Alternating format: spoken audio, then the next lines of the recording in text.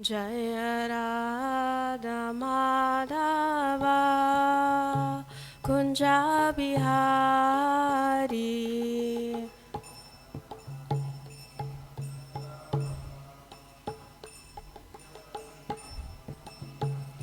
Jaya Radha Madhava Kunja Bihari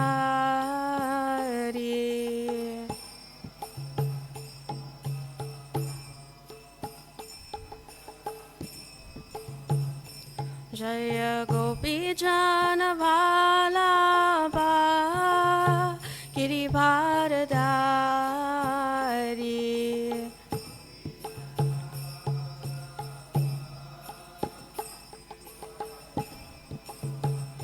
Jaya Gopi Jana Vallabha Girivardhari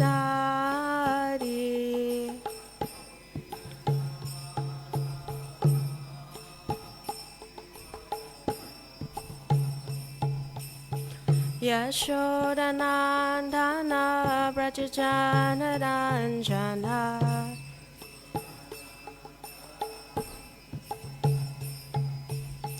Yashodanandana Brajajana Ranjana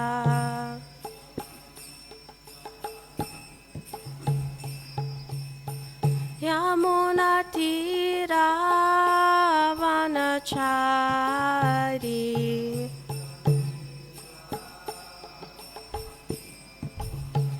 Yamunatira Vanachari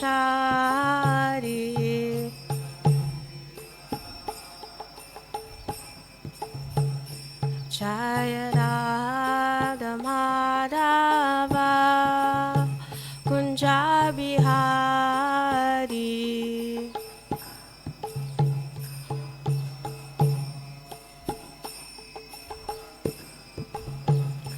Jaya Radha Madhava Kunja Bihari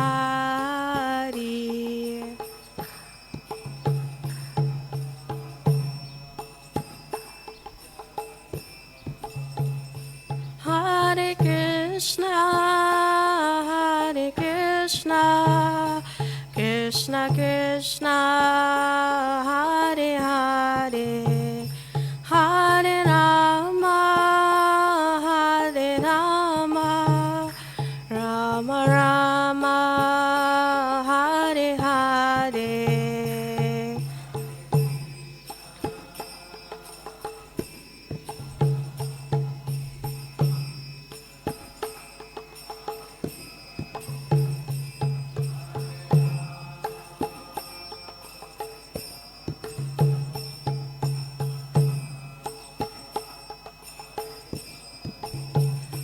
Hare Krishna, Hare Krishna, Krishna Krishna, Hare Hare, Hare Rama, Hare Rama, Rama Rama, Hare Hare.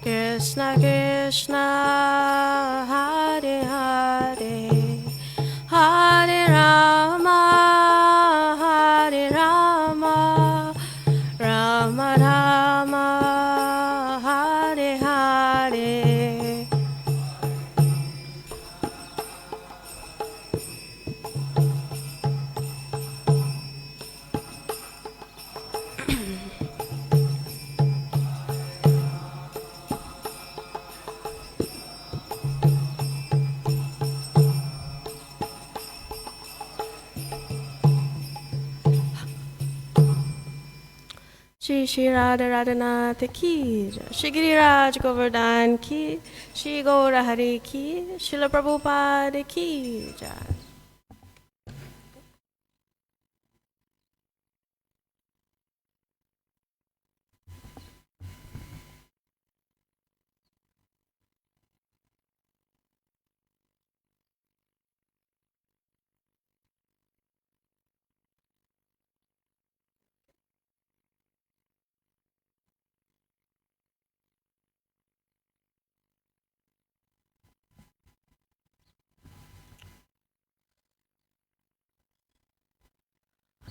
Om Agyana Timirandasya Gyananjana Shalakaya Chakshur Unmilitam Mena Tasmai Shri Gurave Namaha. Vanchakalpatarubhyascha kripa sindhubhya vacha patitanam pavanebhyo vaishnavebhyo namo namaha. Jai Shri Krishna Chaitanya Prabhu Nityananda Shri Advaita Gadadhar Shivasati Gaura Bhaktivinoda. Hare Krishna Krishna Krishna Hare Hare Hare Rama Rama Rama Hare Hare. Hare Krishna. So today is the most auspicious appearance day of Srila Bhaktisiddhanta Sarasvati Goswami Maharaj Prabhupada, the OG Prabhupada, the original. Today is his 151st appearance. So, of course, to speak on such an illustrious personality, we need mercy, we need blessings, we need permission as well. So I ask the permission and the blessings of all the Vaishnavas who are listening. Allow me to speak something that can glorify even the tiniest bit of the magnitude of Srila Bhaktisiddhanta. We know with regards to Srila Prabhupada, we can never fully describe his glory, so what to speak of his spiritual master, who he received all of his empowerment from. Today is also the disappearance day of Srila Gaura Govinda Swami Maharaj. And we are very blessed that Maharaj's disciples are here with us. And what a fitting day. If anyone knows Srila Gaura Govinda Swami, he roared like a lion when he preached. He cut any misconception you had, and he truly purified your heart. So we ask for Maharaj's blessings as well today. So we will begin with the pranam mantra of Srila Bhaktisiddhanta Saraswati Maharaj. Nama Om Vishnu Padaya Krishna Prasthaya Bhutale Srimati Bhaktisiddhanta Saraswati iti namine. I offer my respectful obeisances unto His Divine Grace, Bhaktisiddhanta Saraswati, who is very dear to Lord Krishna, having taken shelter at His lotus feet. Shri Varshavanavi Devi Dayitaya Kripabdaye Krishna Sambandha Vijnana Dayane Prabhave Namaha. I offer my obeisances to Shri Varshavanavi Devi Dayitaya Das, which is another name for Srila Bhaktisiddhanta Saraswati, who is favored by Srimati Radharani and who is the ocean of transcendental mercy and the deliverer of the science of Krishna. Just 1 second.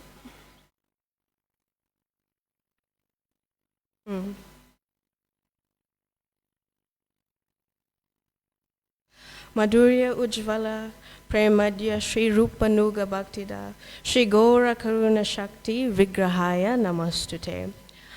I offer my respectful obeisances unto you, the personified energy of Lord Chaitanya's mercy, who delivers devotional service which is enriched with conjugal love of Radha and Krishna, coming exactly in the line of revelation of Srila Rupa Goswami.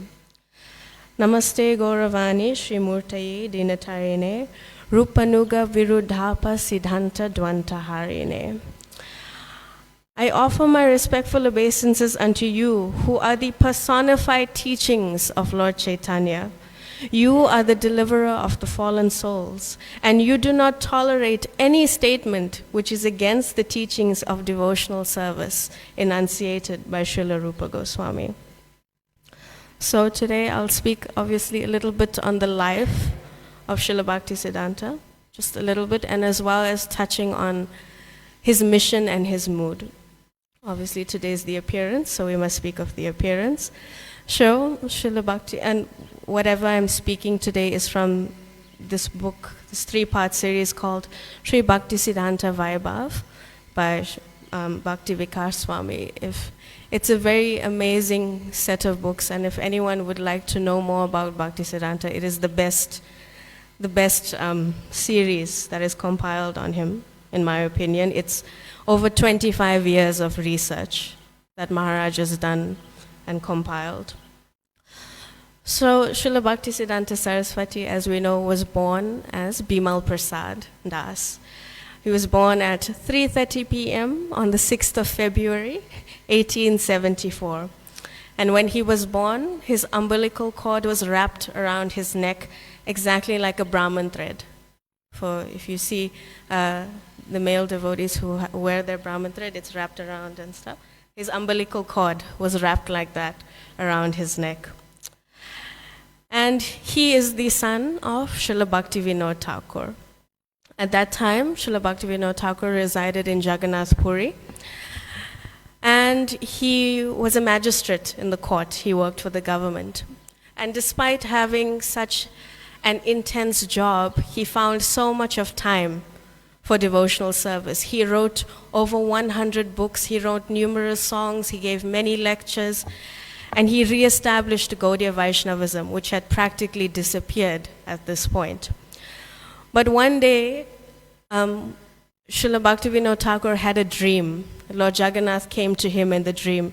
And Lord Jagannath was telling him, very little sternly, that I didn't bring you to Puri to just do legal things. You know, he was a magistrate. I didn't bring you here to execute legal matters. I brought you here to execute Vaishnava Siddhanta, Vaishnava philosophy. And Lord Jagannath was speaking to him like this. So Srila Bhaktivinoda Thakur replied to Lord Jagannath that your teachings have been severely depreciated in the world. They have disappeared practically, but I lack the power to restore them. Srila Bhaktivinoda Thakur, we know he was married, he had a job, he had a family, he had all of these responsibilities, and at this point he was elderly. So he said, I don't have the energy to do this. Much of my life has passed. I'm engaged in so many different things. So you please send someone from your personal staff. You send someone, and then I will start this movement.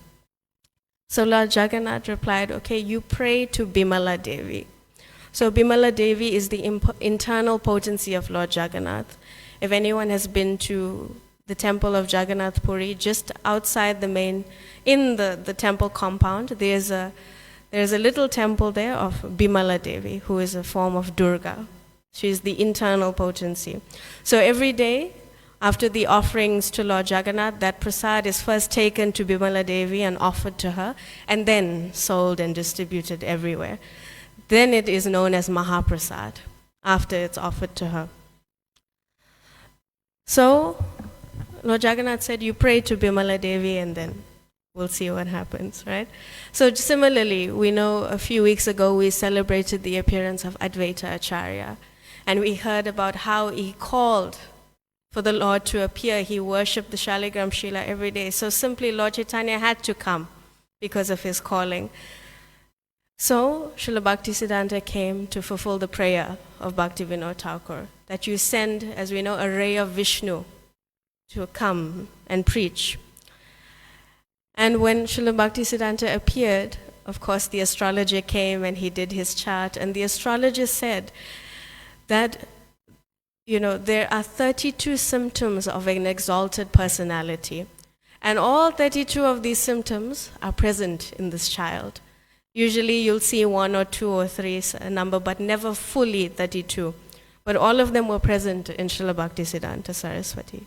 And I thought it was interesting, these 32 symptoms, you know, I don't remember verbatim them, but you know, it's like the eyes must look like this, the hands like this, the legs, short, long, soft, things like this. And there are 3 parts of a personality, of an exalted personality, that are grave.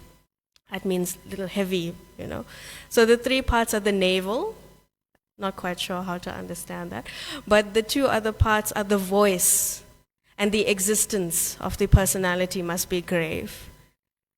And we know this of Srila Bhaktisiddhanta's life. His voice was very powerful. It would boom and roar like a lion. And of course, his entire existence. We see in his pranam mantra, Rupanuga Virudhapa Siddhanta. He would not tolerate anything against the teachings of Srila Rupa Goswami. When Bimala Prasad was 5 months old, it was the time of Rath Yatra in Jagannath Puri. So the Lord was coming out on the chariots, and Bhaktivinod's house was on the Grand Road, which is the path the chariot takes to the Gundicha temple. So the chariot, with Lord Jagannath's eternal mercy, it got stuck outside the house of Bhaktivinoda Thakur, and it got stuck there for 3 days. It wouldn't move.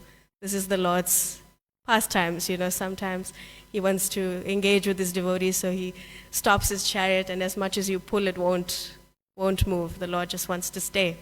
So for 3 days, he was outside the house, and Srila Bhaktivinoda Thakur arranged for this very beautiful worship while the chariot was there, all these flower garlands, all of these offerings. So naturally, Bhaktisiddhanta's mother took him, and because, of course, she's the wife of the magistrate, and Bhaktivinoda Thakur was also the manager of the Jagannath Puri temple, she could go onto the chariot with the baby. She placed him there, and Bimal Prasad reached out to touch Jagannath's feet, and as he reached out, his garland fell on him, completely blessing him in this way.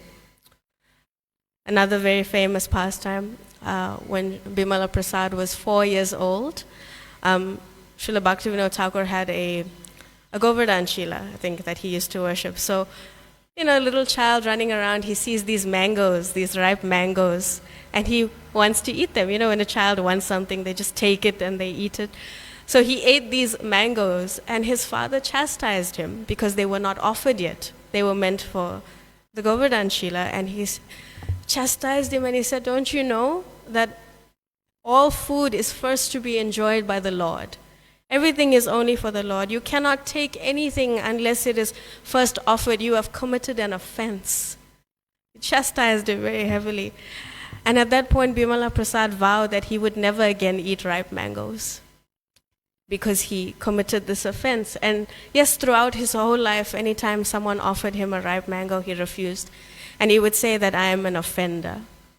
And he would quote the verse from the Ishupanishad, Isha Vasyamidam Sarvam, whenever someone would offer him ripe mangoes. And he would say that everything is owned and controlled by the Lord. I am an offender. I cannot eat. I cannot have this mango. And we know Srila Bhaktisiddhanta Sarasvati had a remarkable intellectual ability, just something we cannot comprehend. By the age of 7, he had memorized the entire Bhagavad Gita.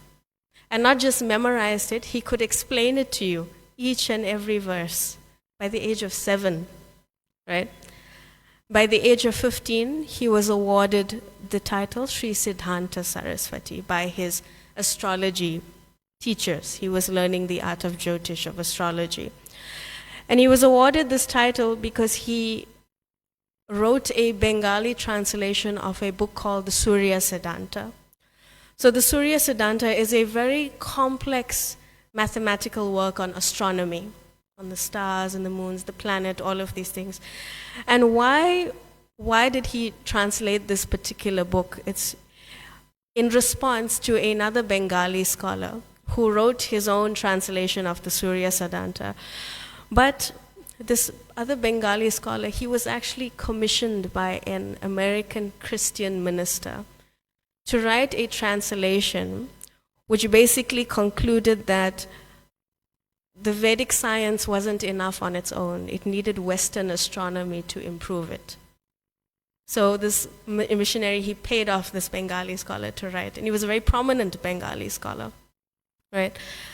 Basically to say that, it's called the Copernican worldview. That's this man Copernican. He was an astronomer, Western astronomer, who concluded that yes, all the planets rotate around the sun, right? So he paid off this Bengali scholar to basically adjust the Surya Siddhanta to say that no, this is the true way of the universe, right? So at the age of 15, Srila Bhaktisiddhanta wrote his translation as a challenge to this. And it was so perfect that he was awarded this title, Siddhanta Sarasvati. So yes, what an intellectual genius. It's written in this book that even in his final days, before he departed, he could remember word for word passages that he had read 50 years ago. Such was his intellectual prowess, right? And you can imagine, yes, being the son of Bhaktivinoda Thakur and growing up listening to Srila Bhaktivinoda Thakur. Bhaktivinoda Thakur would go out and do his preaching, his namahatas, his discussions. He would take Srila Bhaktisiddhanta with him. And this is how Bhaktisiddhanta grew up, listening to Vaishnava Siddhanta in this way. We know Srila Bhaktivinoda Thakur, he wrote over 100 books. And he taught Bimal Prasad to proofread. This is how Bimal Prasad started listening how to write and edit. He was proofreading his father's books. And he said that my father, he taught me not just to proofread the writing, but to proofread the writer as well. Meaning not just the words that are on the page, but to actually understand the person who is writing this. What is his purpose? What is his intention? Is it in line with Srila Rupa Goswami's writing? Does it align? And if it's different by just one tiny degree, then it's wrong. Bimal Prasad, yes, he was a very famed astrologer. So he would say that his ascent sign, if you don't know what ascent, it's the rising sign, one of the signs in your chart. Srila Bhaktisiddhanta would say, I'm a Cancer rising ascent sign. Cancer is the crab in the zodiac. So if what he was reading or what was presented to him was off by just 1 degree, he said, I'm a crab. I will pinch, I will pull apart, I will rip it to shreds, right? Rupanuga Virudhapa Siddhanta Dvanta Harin, and not even a fraction different from Srila Rupa Goswami. And why did he do this? Because he knew that if you're going to present Vaishnava philosophy, then what must be your aim behind that? Anya bilasita sunyam. No other desire than Krishna's desire. If you are writing for your own satisfaction, then it's wrong. You must only be presenting Krishna, Lord Chaitanya, our philosophy in this way. And he grew up in this way, raised on the words of Srila Bhaktivinoda Thakur. And towards the end then of, it says 1898, he met Srila Gaura Das Babaji, his spiritual master. And at that time, Srila Bhaktisiddhanta, in his own right, he was becoming very respected, very well known as a scholar. So there were many personalities, many gurus who wanted him as their disciple because they knew if they scored him as a disciple, their popularity would increase because he was so renowned and so respected. But he could understand this, obviously, so he didn't select anyone. In his youth, he did receive Harinam initiation from his father, Srila Bhaktivinoda Thakur, and he engaged him in the worship of his Kurma Shila as a child. So he met Srila Gaura Das Babaji Maharaj, and he was very moved. So he approached him and asked to be his disciple. But he refused. Srila Gaura Das Babaji refused, and he said, it appeared that he wasn't impressed by any of his, so-called good qualities, that he was a scholar, this or that. And this shook Srila Bhaktisiddhanta because he was accustomed to being respected, to being treated as a scholar, to being engaged with in a certain way. And if anything, this just made Bhaktisiddhanta more determined to be the disciple of Srila Gaura Das Babaji Maharaj. So he would go to him. And the first 2 times, Srila Gaura Das Babaji said, I will ask Mahaprabhu. I will ask him first, and then I'll let you know what he said. So twice this happened, and then he would go back and say, what happened? He said, no, I forgot to ask. I forgot to ask. Then the 3rd time again, he said, did you ask Mahaprabhu? And then he said, well, I did not receive the command. So I cannot accept you as a disciple. And he was absolutely devastated, but he refused to give up. And he continued.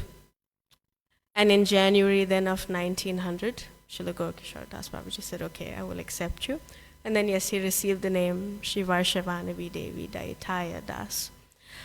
I just wanted to read something regarding Srila Bhaktisiddhanta's reflections on meeting his spiritual master, which I thought was very, very moving and very, very sweet.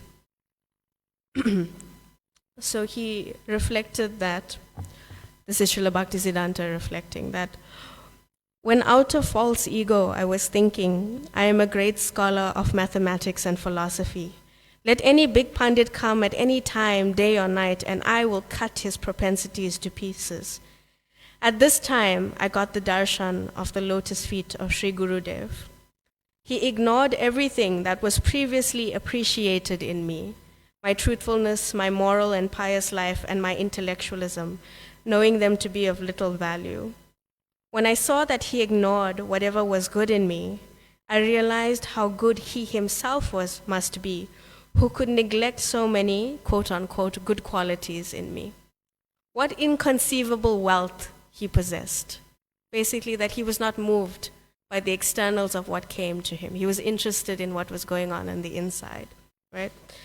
Being neglected by him, I understood that there was no one more fallen than myself, and that was my actual identity. The very things that I considered important, such as scholarship and upright character, this exalted soul regarded as valueless. And I apprehended that within himself, this noble personality possessed such priceless treasure. Humbly and sincerely, I prayed to the Supreme Lord for his mercy, and later by his grace, I recognized that without receiving the blessings of this peerless saint and without serving him, nothing good could happen to me. When I accepted that and acted accordingly, and then received the causeless mercy, unlimited grace of my Guru and refuge at his lotus feet, I deemed my life fulfilled. I had considered my Guru to be unequaled in vairagya, that is renunciation, but somewhat short of learning. Because for those of you who know, Srila Gaura Das Babaji Maharaj was illiterate. He could barely write his own name. And it seems like such a juxtaposition. Here is this illustrious intellectual scholar who's coming to a somewhat seemingly illiterate personality. So Bhaktisiddhanta is saying that I had considered my Guru to be unequaled in vairagya, in renunciation, but somewhat short of learning. But he reduced to powder my audacity, born of book learning.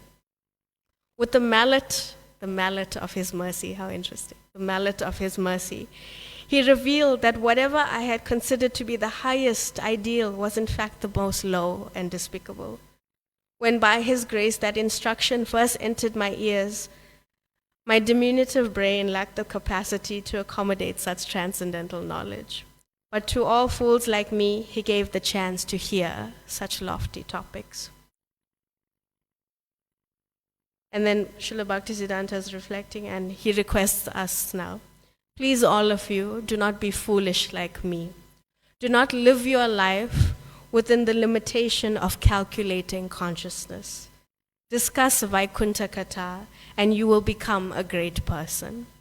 I am telling you that I have realized this to be supremely beneficial.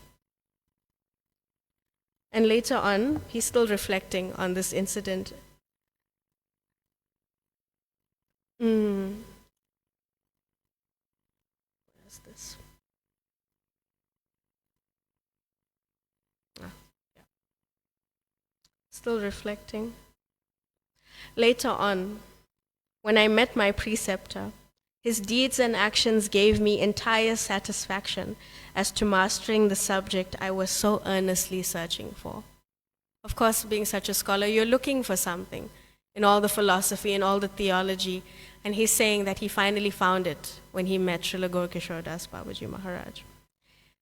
It was by providence that I was able to fully understand the language and practical side of devotion after I met the practicing spiritual master and on my full submission to him. So there's only so much we can do with theory, with philosophy. we need to practice it. We need to action all of this. And Srila Bhaktisiddhanta is saying it's only when you meet a spiritual master who practices what you've been reading about can something, and you must fully, of course, submit to him in this way. No education could have prepared me for the good fortune of understanding my spiritual master's attitude. He is free and adept in all movements regarding the teachings of Sri Chaitanya and Srimad Bhagavatam. Before I met him, my impression was that the writings of the devotional school could not be fully realized in a practical life in this world. Interesting. It kind of sounds like before meeting Srila Gaura Das Babaji, he had no faith in one sense that bhakti could be practically realized in this life. But the spiritual master is the living embodiment of this. My study of the master and then the study of the books, along with the explanations by Thakur Bhaktivinoda, gave me ample facility to advance towards true spiritual life. Before I met my master, I had not written anything about real religion.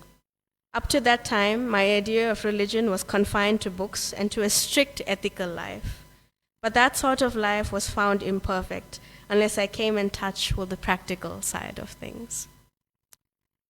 And many years later, while Srila Bhaktisiddhanta was traveling and preaching, there was a gentleman who was traveling with him. Shri Shri Radha Radhanath ki jai, Shri Giriraj Govardhan ki jai, Shri Gaur Hari ki jai, Shri Prabhupada ki jai. So he was on a preaching tour of East Bengal. East Bengal is Bangladesh side. And this gentleman, they were on the boat traveling. And this gentleman is reflecting to Srila Bhaktisiddhanta that he says, a Goshtyanandi, you are a preacher, you go out. You're not, a Bhajananandi. You don't stay just in one place and practice your spiritual life. So he's saying, this person is telling Srila Bhaktisiddhanta that as a Goshtyanandi, your whole way of life, your whole outlook is quite different to that of your Guru Maharaj, right? Who is a very peaceful Bhajananandi. He would just travel and chant and just stay in one place like that. And Srila Bhaktisiddhanta replied that there is no disparity, there is no difference whatsoever in our purpose and our intent. And then he gave the example, the boat they were traveling on. He indicated the clanking and the whirring of the boat's engine that is running. That the moving parts of the engine are dependent on the battery. If your engine doesn't have a battery, it's not going to start, right? And the battery is very small, it's very silent, it doesn't move much, it's not seen by anything, but it's the source of power for the entire boat, the battery. So similarly, he continued, my Guru Maharaj was sitting and chanting and didn't mix with the public, but he is the battery for all of my activities. Without him, I am nothing. And this is very much a mood which Srila Prabhupada embodied. Any success that was allotted to him, any time, he would always say that I don't have any miracle in me. It's just the mercy of my spiritual master. I'm just trying to please my spiritual master. So we see this mood, and we ourselves should imbibe this mood as followers of Srila Prabhupada, as followers of Bhaktisiddhanta, right? And when Bhaktisiddhanta was speaking at one of the Samadhi programs of his Guru Maharaj, he revealed that his Guru Maharaj had given him 3 instructions. Not to make any disciples, not to associate with anyone, and not to go to the world of Maya. The world of Maya was Calcutta, right? So Srila Bhaktisiddhanta said, he affirmed that he actually did not make any disciples. Those who considered themselves his disciples were in fact his gurus, right? For by observing their ideal inclination for Hari Seva, for serving the Lord, his own tendency to serve increased. So he didn't see them as disciples in that way. And number 2, he did not associate with anyone. Association means you accept something from someone. But he accepted only what was given by his guru and nothing else. And the 3rd one, he never went to Calcutta, he only went to the Gaudiya Math. And although, yes, the Gaudiya Math was situated in Calcutta, it was actually Vrindavan. It was actually the spiritual world, beyond the influence of Kali. So in this way, he always followed the instructions of his spiritual master. So after then receiving initiation, he began to travel, he began to preach. He went on a preaching tour of South India. He collected many, many rare books, many rare manuscripts. He visited temples all over, and he visited particularly the temples of Lord Shiva and Lord Durga in Kanchipuram and Madurai. And when he visited these temples, the priests were so surprised because he was a Vaishnav. And in the south, there's a lot of, at that time, a lot of contention between the Sri Vaishnavas and the Shaivites. You know, there's always this back and forth, this disagreement going on. So they were so surprised to see a Vaishnav in their temple. But Srila Bhaktisiddhanta was very respectful of him. And he said that as a follower of Lord Chaitanya, I will enter the temples of demigods to offer respects to them as Vaishnava. Not as independent gods, but they are all Vaishnavas, and I will enter these temples in that way. So he traveled, and then he returned to Jagannath Puri, where he was stationed. And he continued to write, to study, to preach in this way, under the guidance of his guru and Bhaktivinoda Thakur as well. So at this time, there was a personality called Charandas Babaji, who would come to listen to Bhaktivinoda Thakur. He was from the Gaudiya Sampradaya. He would listen, he would engage with Bhaktivinoda Thakur, but then he began speaking some different philosophy, something that was not in line with the teachings of the Goswamis. And if you've gone to Vrindavan, there's this temple on the side of the guest house, and day and night, you know, on the speaker they sing this mantra. I think it's this temple, Bhaja Nitai Gaur Radhe Sham Japa Hare Krishna Hare Ram. So he created, this is the Babaji who created this mantra, and he would chant this day and night. And Bhaktivinoda Thakur was speaking out against this, that this is not in line with our preaching, what are you doing? And then by that token, Srila Bhaktisiddhanta also started to speak out against this. And one day it came to such a head that Srila Bhaktisiddhanta, in front of this Charandas Babaji, was telling him off to the whole audience. And this Babaji was the guru of thousands of people, and he had the public on his side, so it became a very ugly altercation. But Srila Bhaktisiddhanta could not tolerate this Apa Sampradaya, this Apa Siddhanta, you know. So what Srila Bhaktisiddhanta started to do, he would start going door to door, knocking on people's door and telling them, don't listen to this Charandas Babaji, he's not speaking the truth. And then he started catching the pedestrians in the street. People just walking past, he would just grab onto them and said, hey, don't listen to him. And he would grab someone else. But he was being insulted, he was being pushed because this Babaji had such public sway in this way. And his disciples started getting very angry that they threatened to kill Srila Bhaktisiddhanta. So then Bhaktivinoda Thakur, even though he agreed with Srila Bhaktisiddhanta was doing, he said, okay, better you go to Mayapur. Just go. The yoga pit is there. You please, I'm looking for someone to manage and oversee the yoga pit. You go there. So to just cool things down, he sent him to Mayapur. So he went, followed the instruction. And it's there then that he took that very famous vow to chant 1 billion names of the Lord. This was in 1905. So 1905 to 1915. At the age of 31. So to chant 1 billion names in this kind of period, you have to chant 300,000 names a day, 3 lakh names daily, and in 1 month, 10 million names. So he sat at Chandrasekhar Bhavan. Chandrasekhar Bhavan is the house of Chandrasekhar Acharya, who was the uncle of Lord Chaitanya. And this Chandrasekhar Bhavan, he had a little hut. He would sit in this hut, and he chanted on these japa beads, and these japa beads were Srila Bhaktivinoda Thakur's japa beads. They were the same japa beads that Srila Bhaktivinoda had himself chanted 1 billion names on. So can you imagine the power of these japa beads, right?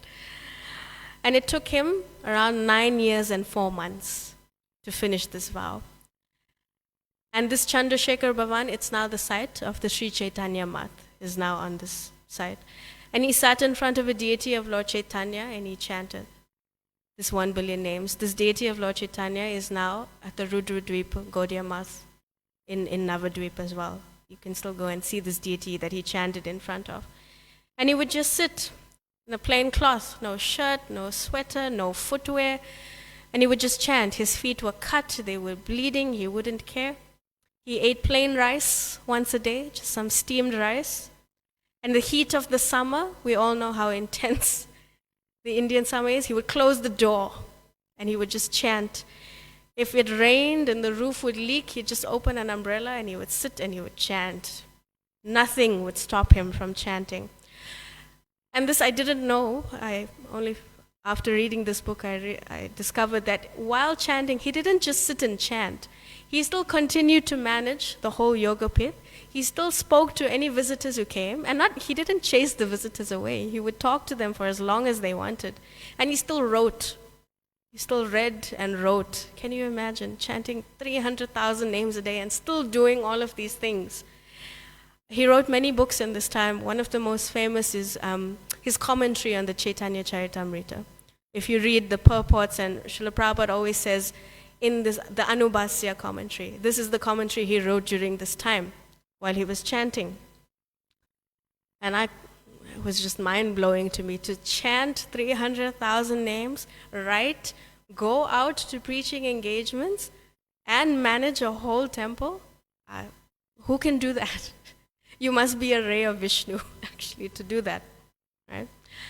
And still in this time, we know that this contention between the Gaudiyas and the caste Brahmins and the upper Sampradayas and the Jati Gosais, everything was still brewing and building. And this was one of Srila Bhaktisiddhanta's biggest fights during his time against the caste system. It was one of his biggest ones. And he would openly challenge, we know, that to be a Brahmana and to be a guru is not based on birth. It's based on qualification, right? That was his main thing.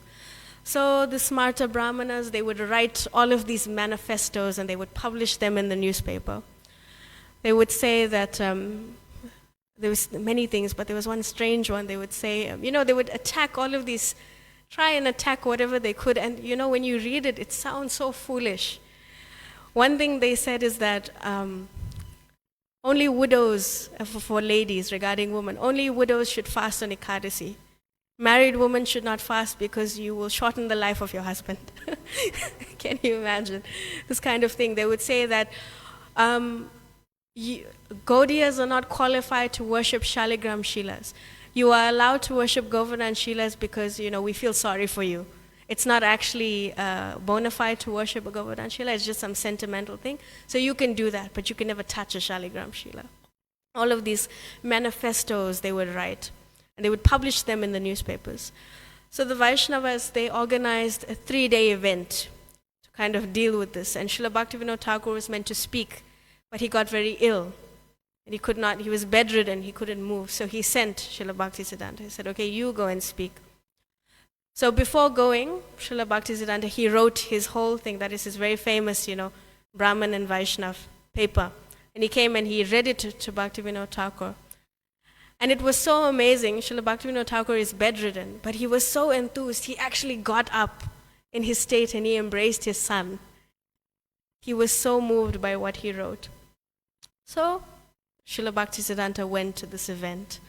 And he was the youngest speaker there, but they said, okay, you speak first because we know you are the most qualified. And then, of course, the Smartas were there, all the Goswamis were there. They came to hear now what is going to happen.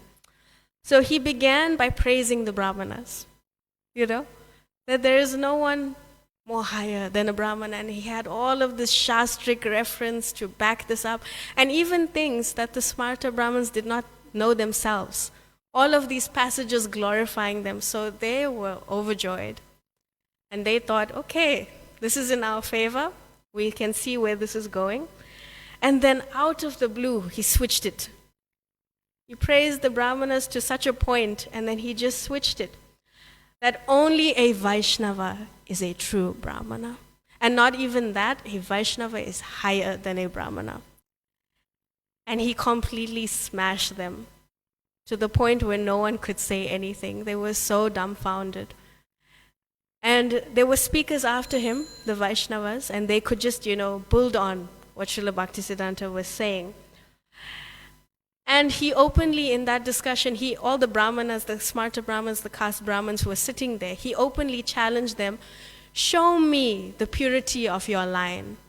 You're claiming, you're a Brahmin by birth, show me the purity. And he himself, he showed the purity of how your line has been contaminated, in inverted commas.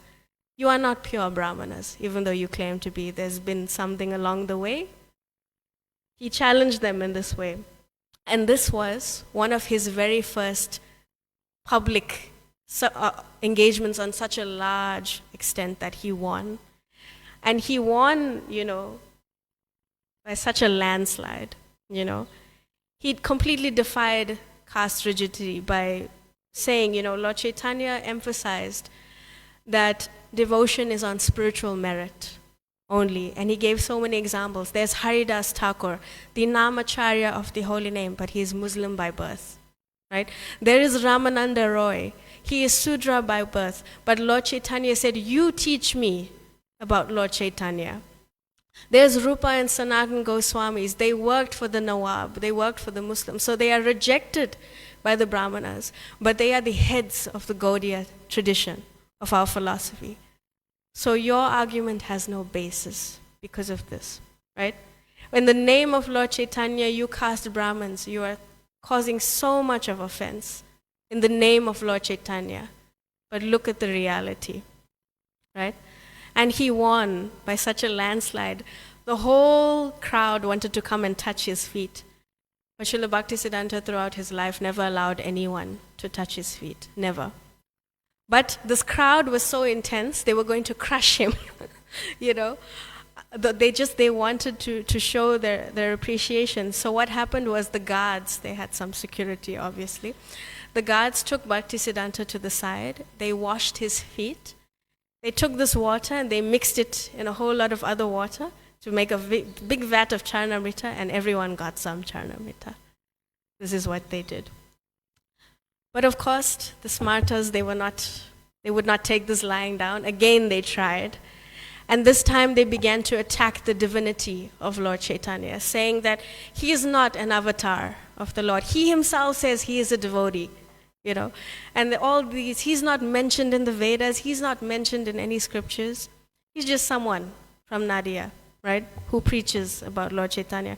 And you Gaudiyas, all of these Gaura mantras you chant, they're not bona fide. They're not in the scripture anywhere. Where are they from, right?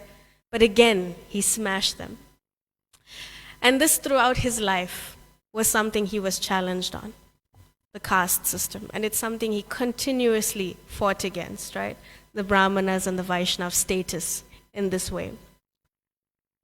And he would speak at so many engagements. He would roar like a lion, but hardly anyone could stomach what he said. He would preach and then he would go home, he would see Bhaktivinoda, and Bhaktivinoda would ask him, okay, how was it? He said, no, first it was 1,000 people, then there was 500, then there was 200, then 50, then only 2 at the end. Because only 2 could hear the truth of what I was saying. He was like that. And while he was speaking, Srila Gaura would come and listen to him. He would sit in the back somewhere, he would hide, and he would hear his disciple speaking. And then some years passed, and then Srila Bhaktivinoda passed. And 16 months later, Srila Gaura Das Babaji passed. And I won't get into it, but we know the drama behind that, how the Babajis were fighting over the body of Srila Gaura Das Babaji because they wanted his samadhi in their temple, not because they valued him, because they knew people would come, people would give donations to see the samadhi.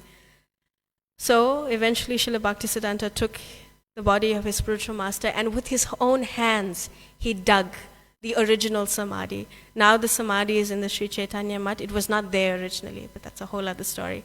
It was in another part of Navadvip. With his hands he dug the samadhi of his Guru Maharaj. But now he had lost a Bhaktivinoda, he had lost his Guru Gaura. He was very despondent, he felt very hopeless. And he stopped writing for a little while. He stopped preaching. He stopped speaking. He was really down because his two biggest inspirations were not with him anymore. He was in a little bit of a dilemma because Bhakti Vinod had ordered him, you never leave the service of Lord Chaitanya. You preach, you carry on. And he saw the state of humanity. He saw the suffering. He saw what was going on in the name of bhakti. But he knew the opposition that was there. And he wasn't sure if he wanted to engage with it, right, in this way. He knew what was the backlash that was going to come. So he was thinking in this way, thinking, what do I do? And suddenly a gust of wind came. And it blew a page from the Chaitanya Charitamrita nearby him, and he picked it up. And it was Lord Chaitanya speaking to Sanatana Goswami, saying that you write, you preach, you renovate the holy places, and you continue in this way. This is what is pleasing to me. So he took this as okay, this is a sign. I need to preach. But how do I do this? And then in one evening, he had a dream. The Panchatattva were dancing. Behind them, the Goswamis were there. Bhaktivinoda Thakur was there. His Guru Maharaj was there. Jagannath Das Babaji Maharaj. The whole parampara was there. And they were basically saying, why are you worried? You have to preach. This is what you're here for. We are with you forever. You don't have to worry about anything. You just carry on preaching. You have our blessings. So this marked the next chapter in his life, which is called, you could say, the wholesale war on Maya. If he was intense before that, he got much intense after this. And on the day of Gaur Purnima, he took sannyas. He couldn't see anyone who was qualified to be his sannyas guru. So in his little hut, he closed the door. He sat in front of a picture of his spiritual master, and he sat in meditation. And when he opened the door, he was a sannyasi, Srila Bhaktisiddhanta Sarasvati. And on that day as well, he took sannyas and he established the Chaitanya Mat in Mayapur. That is still there to this day. But who would come all the way to Mayapur? It's such a far-away place. It's not easy to access. So months later, he established the Bhaktivinoda Asana in Calcutta, Ulta Danga Road, the Gaudiya Math, right? It was not initially called the Gaudiya Math on paper. It was the Vishwa Vaishnava Rajya Sabha. And for those of you who are familiar with the history, this is the third creation of this. The first Sabha was created by Srila Jiva Goswami to protect the philosophy, the theology of Gaudiya Vaishnavism. Then again, Bhaktivinoda Thakur re-established it, and he started then the Namahatta preaching. And then now Srila Bhaktisiddhanta revived it again. And then it was called the Gaudiya Math after some time. And he continued preaching. It expanded in this way. Interestingly enough, his first Vyasa Puja was on his 50th birthday. His first, and then it became an annual thing. And it was on this 50th appearance day that his disciple Ananta Vasudev offered him his pranam mantras for the first time. He was preaching for many years, but it was on this 50th, this pranam mantras we say today. They were offered only on his 50th appearance day, and as well as the title of Prabhupada on this appearance. So this is just something about his life. I won't obviously go to the right end. It is only the appearance day. But just something, I know I'm running out of time, but I'll continue. The mood and mission of Srila Bhaktisiddhanta, right?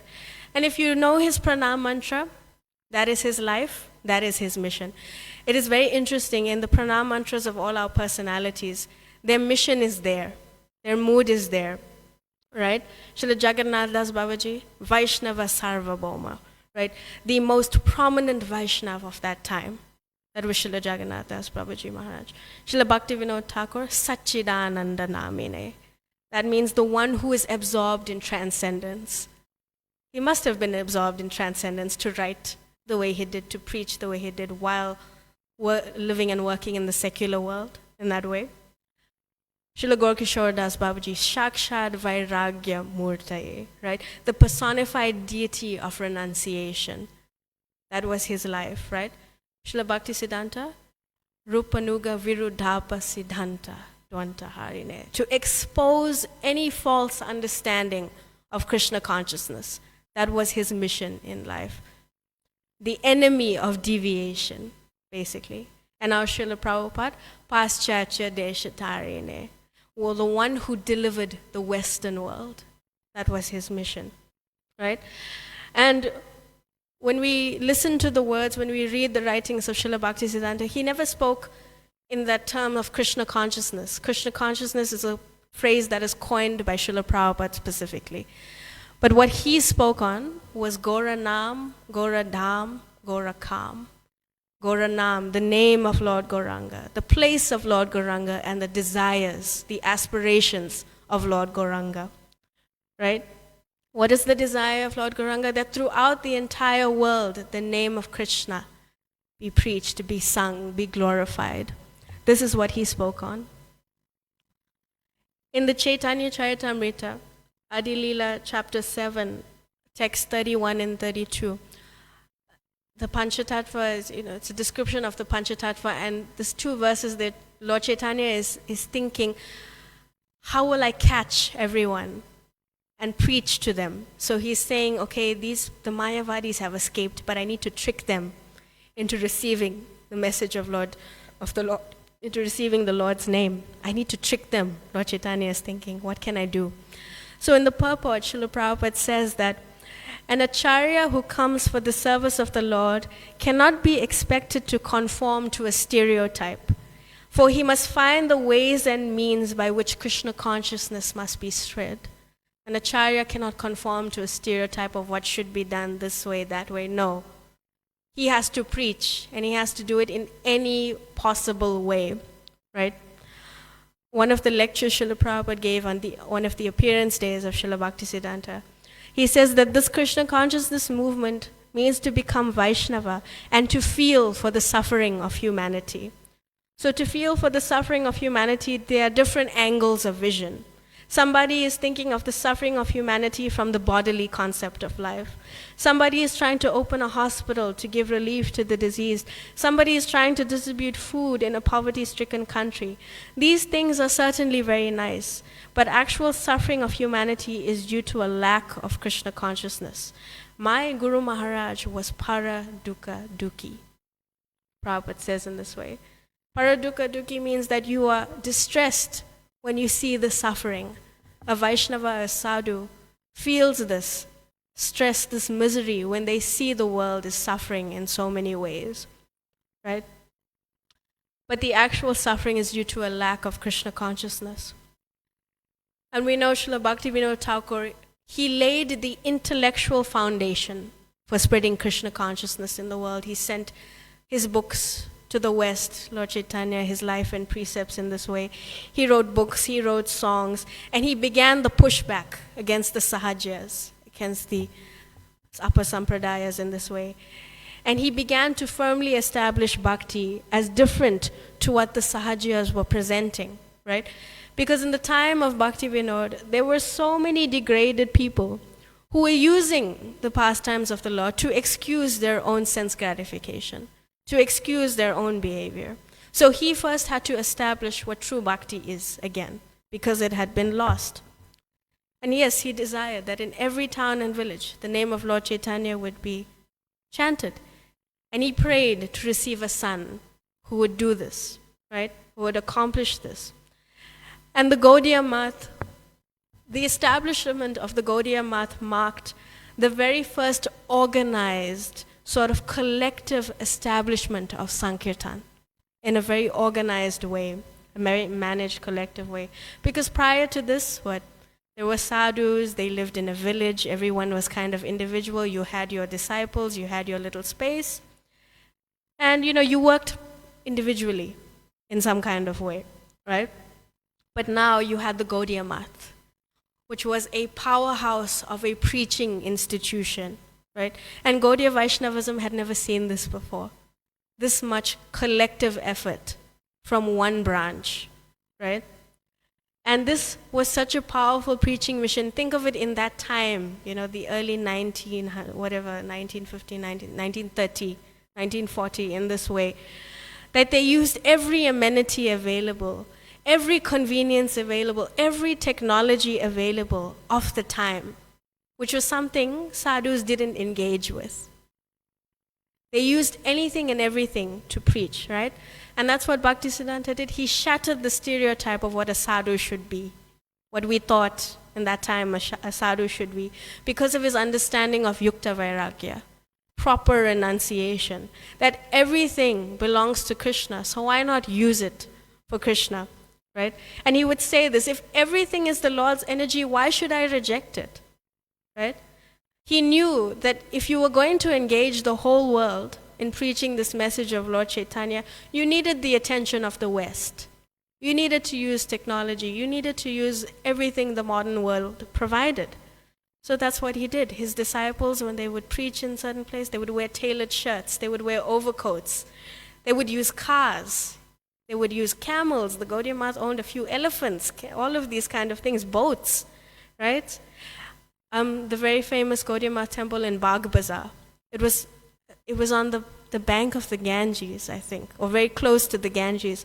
So what would Srila Bhaktisiddhanta do? They owned a few boats. They would invite these prominent, governors, the British people, politicians, lawyers. They would have an excursion on the Ganga. He would, take them along a ride on the Ganga, and then he would preach to them on this excursion on the Ganga, right? It even says that there was a German scholar who came to visit them. He was a smoker. He got him a pack of cigarettes. The British governor came to Mayapur. They wanted meat. He got them meat. Now, I'm not saying we should do this, but understand the purity of Srila Bhaktisiddhanta and his understanding of Yukta Vairagya, that anything and everything I will engage in the preaching of Lord Chaitanya. He established 60 branches of the Gaudiya Math in his time, all across India. And he went as far as Cambodia in his preaching and Assam, right down to South India, all over, right? He was the Acharya who combined the Pancharatrika Marg and the Bhagavat Marg in his Gaudiya Math together. And after the time of Narottam Das Thakur, deity worship was an individual thing. Afterwards, it wasn't done, collectively for the community in that sense. But he's Gaudiya Math. He was the first Gaudiya Acharya to establish large public temples with very opulent deity worship to attract people, right? And in one letter, Srila Prabhupada writes, this is in 1966 still, he's, just arrived in America. He's writing back and forth to his godbrothers asking for help. And he was writing to Narayan Maharaj. So there's one letter where he writes there, at his first sight of me, Srila Prabhupada, that is Srila Bhaktisiddhanta, he saw me with such love. It was in my very first darshan of Prabhupada that I learned how to love. And it is his boundless mercy that he has engaged an unworthy person like me in fulfilling some of his desires. So when I read this, I didn't really understand. Well, not really understand, but I was thinking, love is not a word I would associate with Srila Bhaktisiddhanta Saraswati. If you hear about him for the first time, if you read what he writes, the heaviness with which he preaches, love is kind of the furthest thing from your mind sometimes. It's not even like the top 5 words I would associate with Srila Bhaktisiddhanta. But here Prabhupada is saying, in my very first meeting, I learned how to love in that way. And I was thinking about it. What does this mean? And as you read this book, this very amazing book, you understand the love Srila Bhaktisiddhanta had for the world, right? That whatever he asked of his disciples, he himself did it. It's not that, he was this kind of guru who just, gave all of these instructions and did nothing about it. Whatever he asked of you, it's because he himself did it in his own life. Yes, he was a very intense personality, but he was so awe-inspiring in his preaching, right? There were many kings that would come and visit him. There's one particular king who would often come and he would always bow down and, speak with him. And one day this king was thinking, why do I do this? He's a sadhu, I'm a king, I'm much bigger than him. So, the next time, I'm not going to bow down. I'll see what he does, So he came in front of him one day and he just said, I've got something to say to you. And before he could say anything else, his head automatically just hit the ground. Before he could understand this king, what he was doing, he just bowed down. And he was just, that was the personality of Bhaktisiddhanta. It invoked this inspiration, this awe and reverence in front of you. And often, Srila Bhaktisiddhanta was very misunderstood. His preaching could come off as aggressive, he would roar like a lion. But that's because he was determined to give Krishna consciousness to a world that was so unenthusiastic and so uninterested in it, right? But despite this hard exterior, he was so humble. I'm sure, if you reflect on the way he spoke of his spiritual master, that humility that comes out, right? He would even ask the blessings of his own disciples when he would go on preaching to us. When a guest would come to visit him, before the guest could even bow down, he would say, "Dasosmi, I am your servant. I am your servant." Before anyone could offer any respect to him, right? And he mainly focused his preaching in Bengal. That's where Gaudiya Vaishnavism had lost most of its dynamic preaching. And it was there why he focused, because there, what did bhakti stand for at that time? It was synonymous for, you want a mantra, give me some money. For fake shows of ecstasy. That's what Gaudiyas were known for. Well, so-called Gaudiyas, for fake avatars of the Lord. You could get Siddha Pranali on request. You could just pay some money and know who you are in the spiritual world. The genuine Guru Parampara had vanished. So he focused there, right? And he knew that if he had to preach, it meant he had to fight, right? And he just lived for the absolute truth in this way. There's this phrase in English, a stickler for the truth. Stickler for the truth, someone who always stands up for what's right. Srila Bhaktisiddhanta was a stickler for the absolute truth in that way. And he was a different kind of sadhu. People come to a sadhu, they want some peace, they want some blessings. I'm opening this business, please bless me, I'll be successful. I want some relief from my suffering. I want you to solve my problems. They don't expect a sadhu to smash them, to say you have to reform your entire life. But Bhaktisiddhanta considered that, yes, I am a sadhu. It is my responsibility to cut your ignorance, to cut your misconception to shreds. And despite his, fighting approach, he had no malice. He would always say, I wish nothing but the greatest good for my enemies. And he had a lot of them, especially in Bengal, right? He cared so deeply for everyone that he could not tolerate that they were being misled or that they were misleading other people. This was his nature. And he remembered the name. He had, I think, just over 5,000 disciples, I think. Somewhere around that. He remembered the name of every single disciple. Every single disciple, imagine. And his most popular preaching innovation was his theistic exhibitions. He would create festivals, melas, little gatherings, and he would create these diorama displays from the scripture. So his exhibitions had two parts, the secular and the spiritual. And there were different booths on many things, human evolution, medicine, education, agriculture. The government, they would send all of these things to be displayed. And then, he would have all these athletic feats. He would have gymnastics, boxing, sword fighting, jiu-jitsu, all of these gatherings in this place. Musical competitions, Eisteddfods, the circus would come. Film shows would be on, spiritual film shows to attract people. And all of these tournaments, there would be prizes and all of these things. But then he would have the spiritual side, which was obviously more elaborate.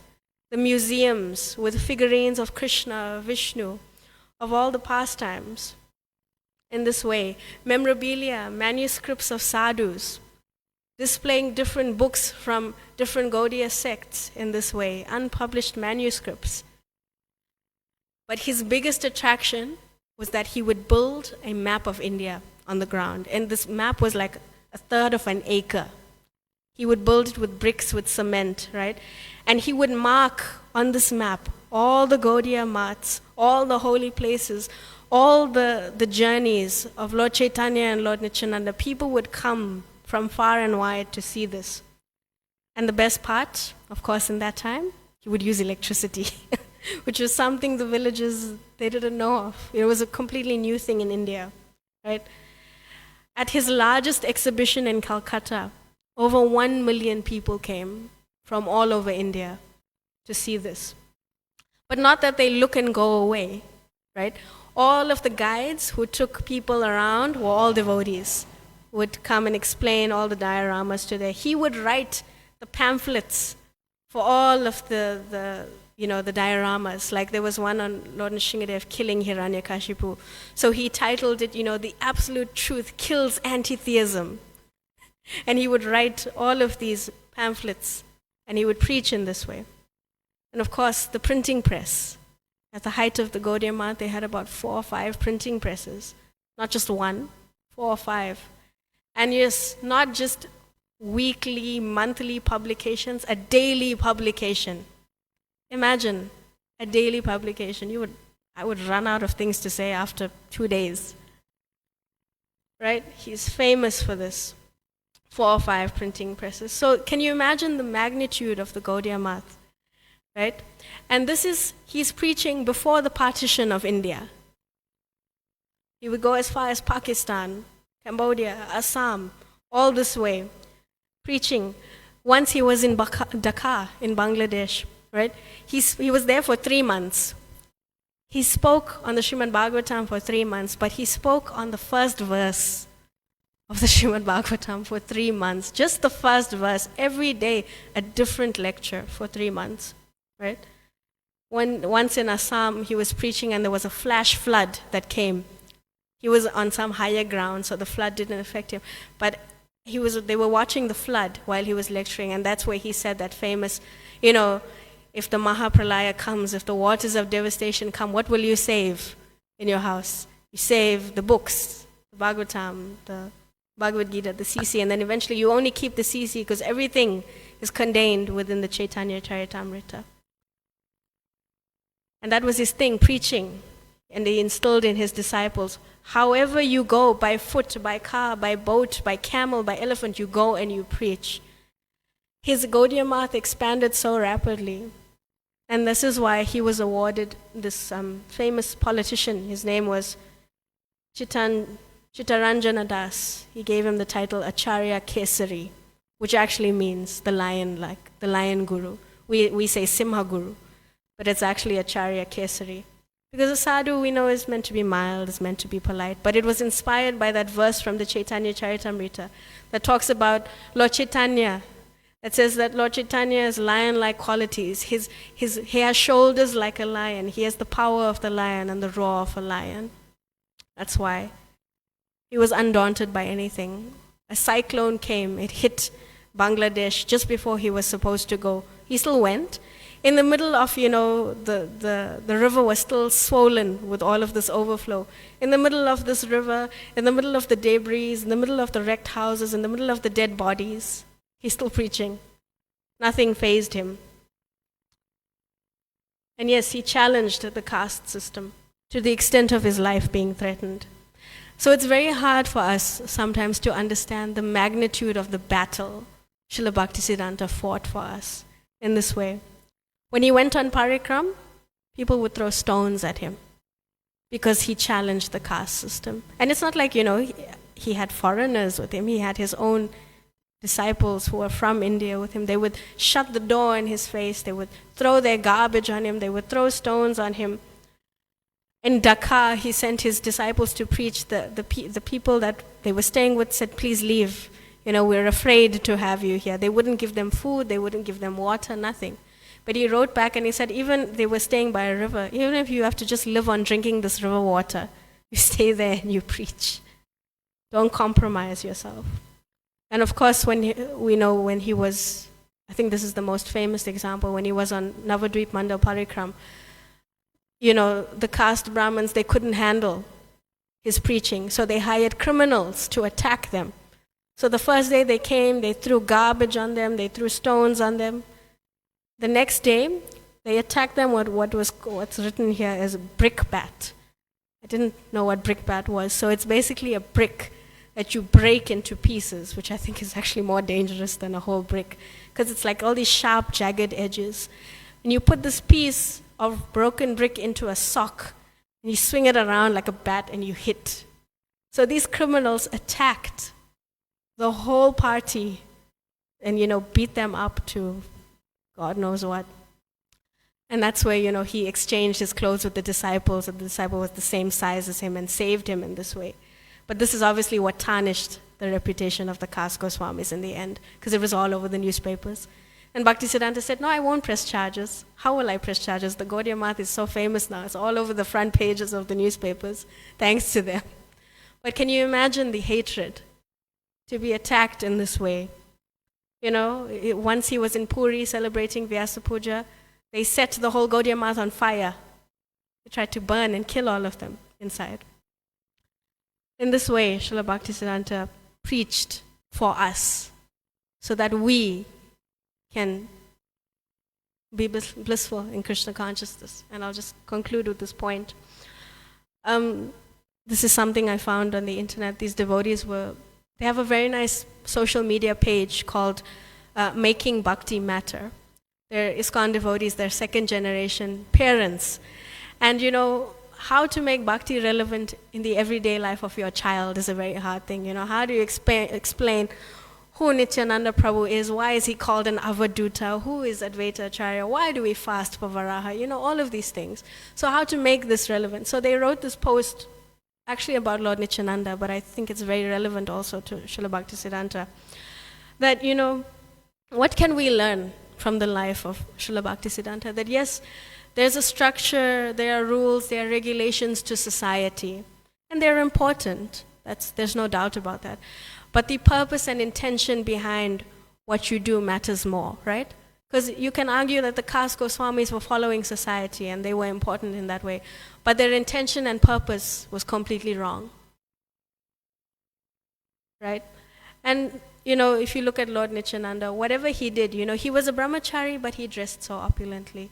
He would engage with drunkards, he would trick thieves into chanting. So similarly, Bhaktisiddhanta, yes, he smashed the stereotype of a sadhu. He wore the overcoat, he rode in cars, he went on boats. All of these things for that day and age was completely unheard of, right? But what did he do? He just focused on sharing Krishna consciousness in the most impactful way for his social context. And we're allowed in that way. When we preach, we're allowed to be different. Because that's what Bhaktisiddhanta was. He was so different to the society that he lived in, right? We're allowed to be different. We're allowed to share bhakti in a very distinct way that makes sense for us. Given who we are, where we live, the phase in our life that we're in, we can share bhakti in a completely different way. Because it is the core principle behind what we do that drives us, right? It is the purpose, not the external manifestation. Because there were so many people who externally looked like Vaishnavas, but internally, what were they? Nothing, right? And this is the mood that Srila Prabhupada has passed on to us. That we preach in however way we can, in whatever way we can, in the most innovative way we can, be different, but get the message of Mahaprabhu out, right? And this attachment to the order of the spiritual master as their life and soul. This is what Srila Bhaktisiddhanta did, this is what Srila Prabhupada did, this is what we should do. That just try to please the spiritual master, right? This is a very important day for us. This is the day also Srila Prabhupada launched the Back to Godhead magazine in 1944 on the appearance of his guru. Because this was his instruction, that you just try to preach in the English language. So he said, okay, I'll preach in this way. Srila Prabhupada was not a senior disciple of Srila Bhaktisiddhanta by any means. He came much later.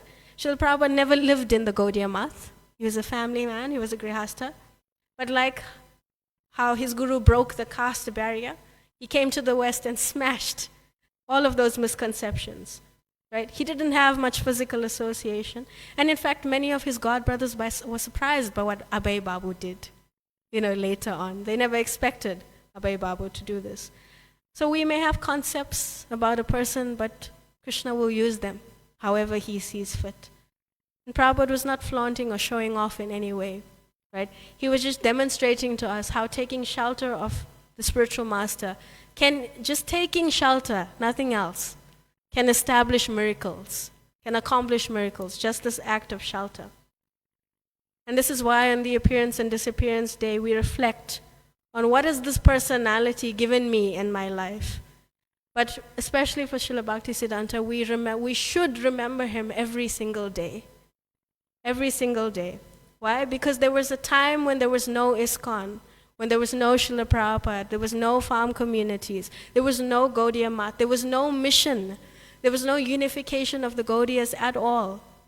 There was just one person sitting alone in Chandrasekhar Bhavan who was chanting 1 billion names for us.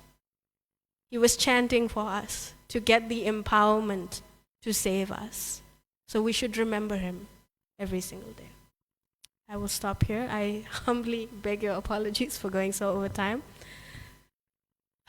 Srila Bhaktisiddhanta Sarasvati Goswami Maharaj ki jai. Srila Prabhupada ki jai. Gaura Premanande.